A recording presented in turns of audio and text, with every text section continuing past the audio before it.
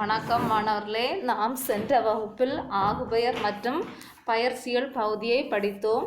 இன்று புதிதாக நாம் படிக்க போகக்கூடிய பாடப்பகுதி ஒரு கட்டுரை பாடப்பகுதியை படிக்க போகிறோம். பக்கம் 208 புத்தகத்தில் பக்கம் 208 திருப்பிக் கொள்ளுங்கள். கூடவே உங்கள் கையில் பென்சிலையும் எடுத்துக்கொள்ளுங்கள். ஒரு சில கூறுகின்ற முக்கியமான பகுதிகளையும் தலைப்புகளையும் அதில் குறித்து கொள்ளுங்கள். எடுத்தீங்களா? பக்கம் 208.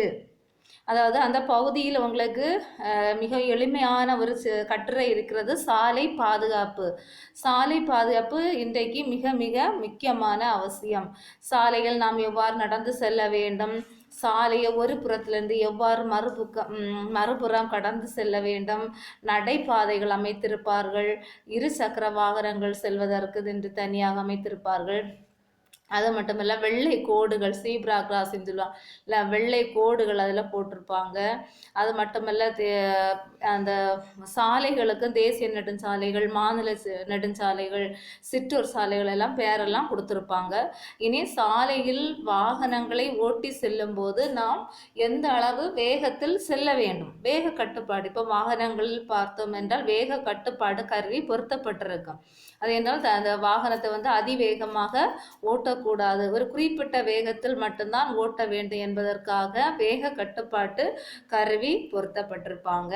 அதுக்கு மட்டுமல்ல, 2 சக்கர ஊர்திகள், 4 சக்கர ஊர்திகள் எல்லாம் எந்த அளவு வேகத்தில் ஓட்ட வேண்டும் என்று சொல்லக்கூடிய விதிகளும் மக்களை கொடுத்துருப்பாங்க. இனி வாகனம் ஓட்டும் போது அலைபேசி, ஃபோன் பேசிட்டு நிறைய பேர் வாகனங்களை ஓட்டுவார்கள். இது விபத்தை தரக்கூடியது. அதுக்கு அடுத்து பார்த்தீங்கன்னா, பாடல்கள் கேட்டுட்டு வாகனத்தை ஓட்டுது.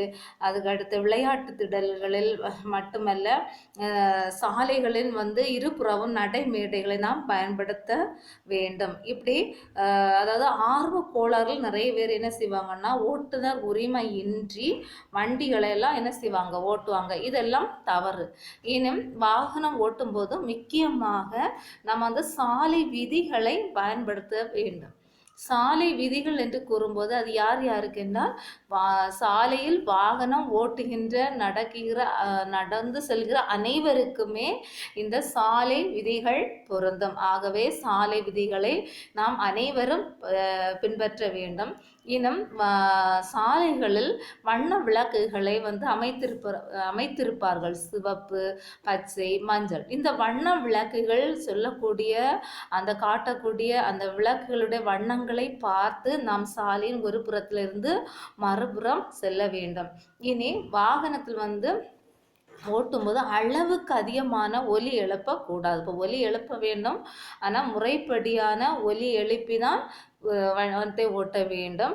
அடுத்து ஒரு வாகனம் இன்னொரு வாகனத்தை முந்தி சென்றாலும் ஒலி எழுப்பி அதற்கான அந்த குறியீடு காட்டின பின் தான் ஒரு வாகனம் முந்தி செல்ல வேண்டும். அந்த விதிகளை பின்பற்றுவது மிக மிக முக்கியம். இந்த கருத்துக்கள் அடிப்படையில் நீங்கள் ஒரு கட்டுரை எழுத வேண்டும். அதாவது கொஞ்சம் கொடுத்துருக்காங்க, இந்த பகுதி மட்டும் போதாது, இன்னும் கொஞ்சம் விரிவாக நீங்கள் எழுத பழகிக்கொள்ள வேண்டும். அதாவது இங்கே உங்கள் புக்கில் என்ன கொடுத்துருக்காங்கன்னா, சாலை பாதுகாப்பு ஒரு தலைப்பு கொடுத்துருக்காங்க. அதுக்கு அடுத்து முன்னுரை கொடுக்கப்படவில்லை.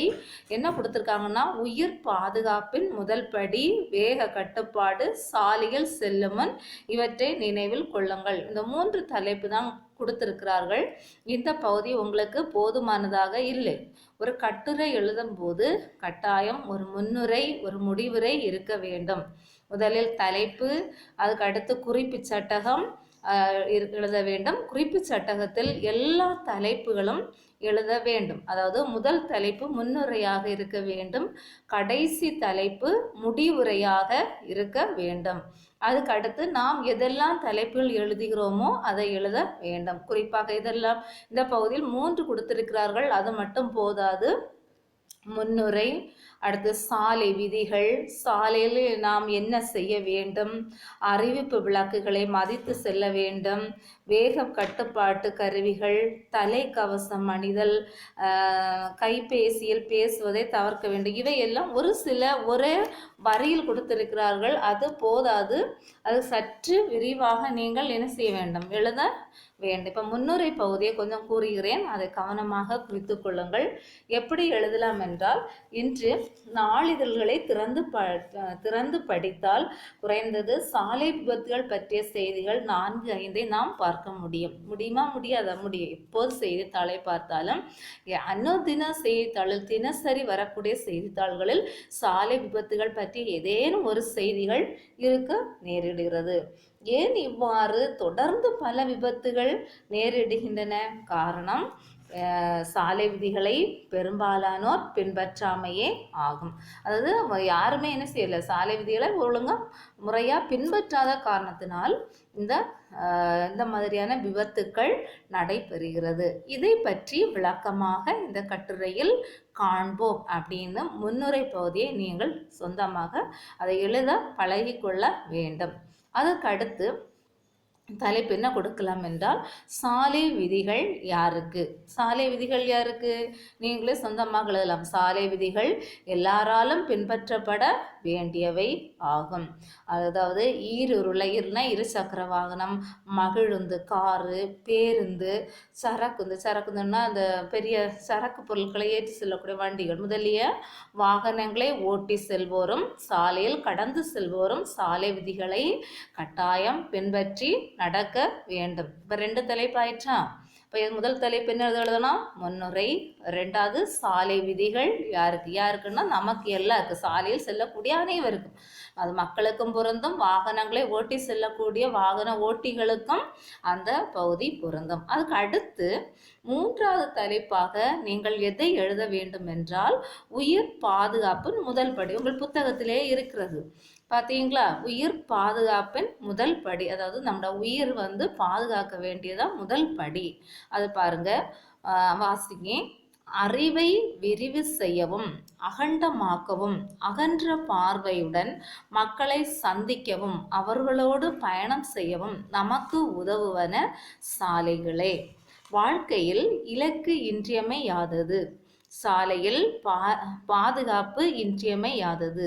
நிலத்தின் உயிரோட்டமாக திகழும் ஆறுகளுக்கு அடுத்தபடியாக அவ்வாறு திகழ்வன சாலைகளே. நேராகவும் குறுக்காகவும் வளைந்தும் நெளிந்தும் செல்லும் சாலைகள் நாட்டின் நரம்புகள். அதாவது நம்முடைய அன்றாட வாழ்க்கைக்கு சாலை என்பது மிக மிக முக்கியமான ஒன்று. மக்கள் அதிகமாக பயணிக்கக்கூடிய பயணம் செய்யக்கூடிய ஒரு பகுதி தான் சாலை. மற்றும் கடல் வழி பயணங்கள் இருக்கிறது. அதற்கு அடுத்ததாக பார்த்தோம் என்றால் நமக்கு சாலைகள் முக்கியமான பகுதி. நம்முடைய கட்டுரை சாலை பாதுகாப்பு பற்றி உள்ளதால் அது சாலைகளுக்கு முக்கியத்துவம் கொடுத்து நாம் எழுத வேண்டும். அந்த பகுதியை எழுதி கொள்ளுங்கள்.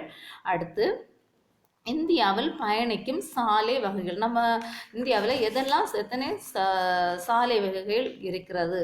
அதாவது 1, தேசிய நெடுஞ்சாலைகள், நேஷனல் ஹைவேஸ்.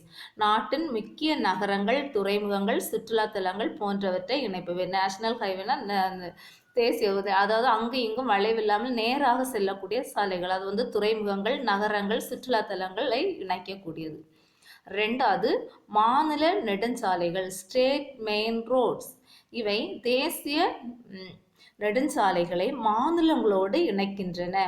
மாநில நெடுஞ்சாலைகள் மாவட்டங்களின் தலைநகரங்கள், சுற்றுலாத்தலங்கள், மாவட்டங்களில் உள்ள சிறு நகரங்கள் ஆகியவற்றை இணைக்கின்றன.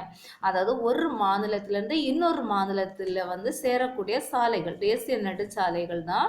மாநில நெடுஞ்சாலைகள் தேசிய நெடுஞ்சாலைகளுடன் இணைக்கப்படும். அதற்கு அடுத்து இந்த மாநில நெடுஞ்சாலைகளை மாவட்ட தலைநகரங்கள் இருக்கக்கூடிய சாலைகள், மாவட்ட தலைநகரத்தை சிறு சாலைகள், அதாவது சுற்றுலா தலங்களை இணைக்கும். அதற்கு சிறு நகரங்கள் இந்த சாலைகளை இணைக்கும். அதுக்கு அடுத்து சிற்றூர் சாலைகள், வில்லேஜ் ரோட்ஸ். இந்தியாவின் நாடி துடிப்பாக விளங்குவவை சிற்றூர்களே. சிற்றூர்கள்னா கிராமங்களே. அந்த சிற்றூர்களையும் மற்ற ஊர்களையும் இணைப்பவை சிற்றூர் சாலைகள். மாவட்டங்களையும் மாநிலங்களையும் தாண்டி தேசிய நீரோட்டத்தில் கலக்கிறது. இது நம்ம கிராமப்புறங்களில் இருக்கக்கூடிய சிறிய சிறிய சாலைகள் எல்லாம் எதில் சேரும்னா இந்த மாவட்ட மாநில சாலைகள் சேர்ந்து அது மக்களுக்கு பயன் தரக்கூடியதாக அமைகின்றது.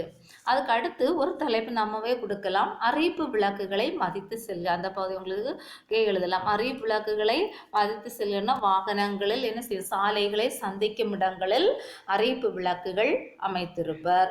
வண்டியோட்டி செல்வோர் தாம் செல்லும் திசையில் உள்ள அறிவிப்பு கம்பத்தில் சிவப்பு விளக்கு உலர்ந்தால் தரையில் இடப்பட்ட வெள்ளை கோட்டிற்கு முன்பே வண்டியை நிறுத்திவிட வேண்டும். சிவப்புனா வண்டியை நிறுத்தணும்.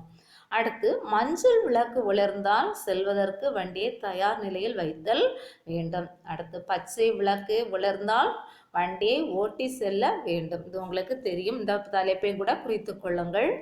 இதில் என்ன தலைப்பு? அறிவிப்பு விளக்குகளை மதித்து செல்லுக. அறிவிப்பு விளக்குகளை மதித்து செல்லுக. வாக் பண்ணினீங்களா? அதுக்கு அடுத்து வேக கட்டுப்பாடு. வாகனத்தை ஓட்டும் போது எப்படி நம்ம ஒரு கட்டுப்பாடு வைக்க வேண்டும், அது உங்கள் புக்லேயே இருக்குது பாருங்கள். போகும் இடம்தான் முக்கியமே தவிர போகும் வேகம் அல்ல. நம்ம போகக்கூடிய இடம்தான் முக்கியமே தவிர நம்ம எவ்வளோ வேகத்தில் வண்டி ஓட்டுகிறோம் என்பது முக்கியம் அல்ல. 5 மணித்துளிகள் முன்னரே கிளம்பினால் நேர அழுத்தத்திலிருந்தும் சாலை நெரிசலிலிருந்தும் மீளலாம். சரியான நேரத்திற்கு செல்வதுதான் முக்கியம்தான். அதைவிட முக்கியம் விபத்தில்லா பயணம் அல்லவா? அறக்க பறக்க ஊர்திகளை ஓட்டக்கூடாது என்பதற்காக தமிழக அரசு வேக கட்டுப்பாடு விதித்திருக்கிறது. சரியான நேரத்தில் செல்ல வேண்டும். அதற்கென்று அவசரமாக கிளம்பி விபத்தில் நாம் மாட்டிக்கொள்ளவோ நெரிசலில் மாட்டிக்கொள்ளவோ கூடாது. ஆகவே ஒரு வாகனத்திற்கு வேக கட்டுப்பாடு கருவிகள் வைக்கும் பொழுது நாம் அது நமக்கு ஒரு உயிர் பாதுகாப்பாகவும் கூட அமைய வாய்ப்பு உள்ளது. தமிழ்நாட்டில் இருசக்கர ஊர்திகள், இருசக்கர 2 வீலர்ஸ் 50 கிலோமீட்டர் வேகத்திலும் 4 சக்கர ஊர்திகள் 4 வீலர்ஸ் 60 கிலோமீட்டர் வேகத்திலும் செல்லலாம் என்பது பொது விதி.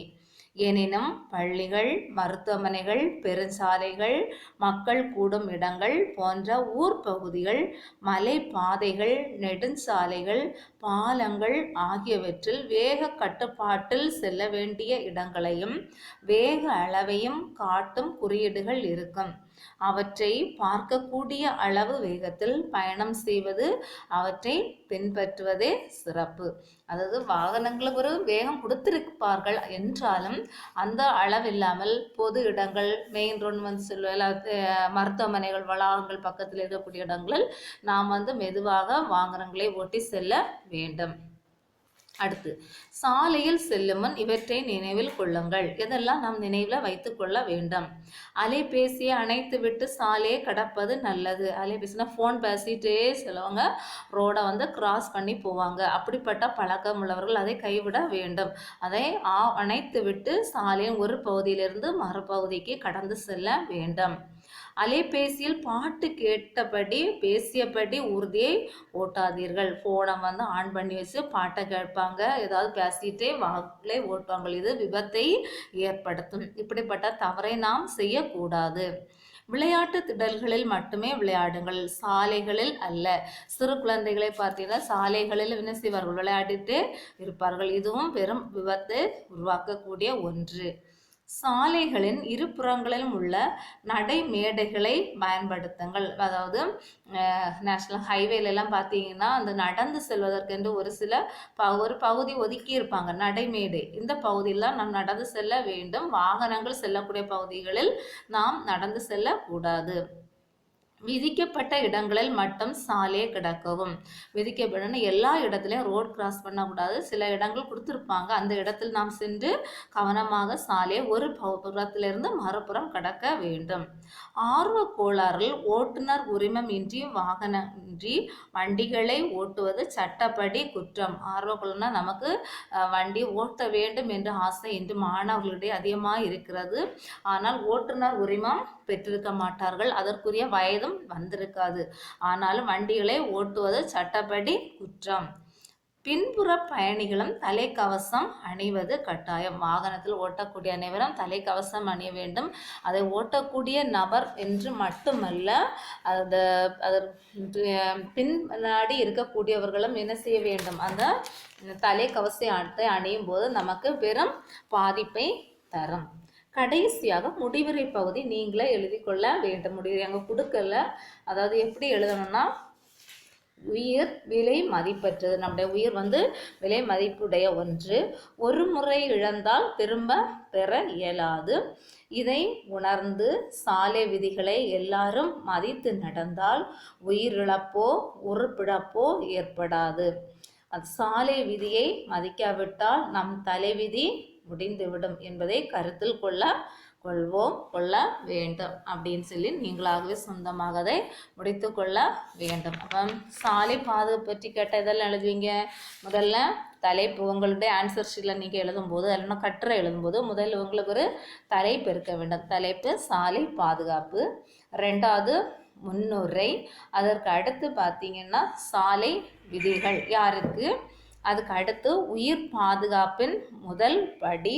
அதற்கு அடுத்ததாக வேக கட்டுப்பாட்டு கருவிகள், அறிவிப்பு விளக்குகளை மதித்து செல்லுதல், சாலையில் செல்லுமன் இவற்றை நினைவில் வைத்து கொள்ள வேண்டியவை முடிவுரை எழுதி இந்த கட்டுரை பகுதியை நிறைவு செய்ய வேண்டும். முக்கியமான பகுதி. நம்ம அடுத்த தேர்வுக்கு இந்த பகுதியிலிருந்து வினா எதிர்பார்க்கலாம். ஆகவே இந்த கட்டுரை பகுதியை தயவு செய்து புத்தகத்திலேயே படித்து கொள்ளுங்கள். கூடவே இந்த முன்னுரை, முடிவுரை, குறிப்பு சட்டகம் போட்டு ஒரு முறை எழுதி பாருங்கள். அப்பொழுதுதான் உங்களுக்கு அது தெளிவாக புரியும். எழுதி தாளில் வைத்து விட்டால் விளைத்தாளில் வைத்து விட்டால் நோட்டில் எழுதி வைத்துவிட்டு படிக்கும்போது இன்னும் மிக சிறப்பை உங்களுக்கு கொடுக்கும். நன்றி, வணக்கம்.